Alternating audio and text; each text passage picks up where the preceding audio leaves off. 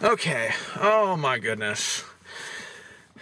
Billy Mitchell went on a radio show to defend, this radio slash semi talk show to defend himself. It was like this show that gets about 200 views per episode, and it's been averaging that for a year now. Well, maybe it's like 300 or 400, but still, here's the thing. His defense was about the MAME games was, oh, it was the source.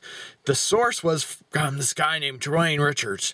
And oh, you can't trust him. It's tainted because Dwayne Richard said it was tainted. And I'm like, okay. Yes, there are videotapes that Dwayne Richard published on YouTube that you can say, but here's the thing. Here's the thing that Billy Mitchell totally forgot. And when I'm like, what the freak?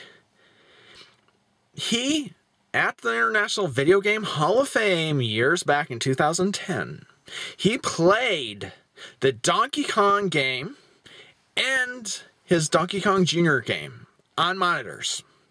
And he was standing behind the screens. And guess what?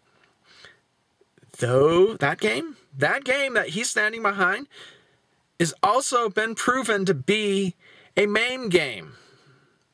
The one at the International Video Game Hall of Fame is also a MAME game. The one he's standing behind the two screens and saying, yeah, this is a record. Okay, it's one thing. You can go blah, blah, blah, but that right there, what the freak? Did you totally forget that you did this, that you presented this? I'm like, what? How do you explain that? How do you explain the International Video Game Hall of Fame one? Did Dwayne secretly go in there and like switch tapes on you? Was it Roy Schelt who was there and was an agent of Dwayne Richard? What the freak? What is your defense on that? You completely glossed over that. You glossed over the fact that also there's a video of him, of a guy taking out a Donkey Kong Jr. board and saying this is the Donkey Kong board and replacing it with the Donkey Kong Jr. board. It was the same board. They passed off the same freaking board. And there's a videotape that proves this. What the freak? And he goes on a show, I mean, why not Kotaku? Why not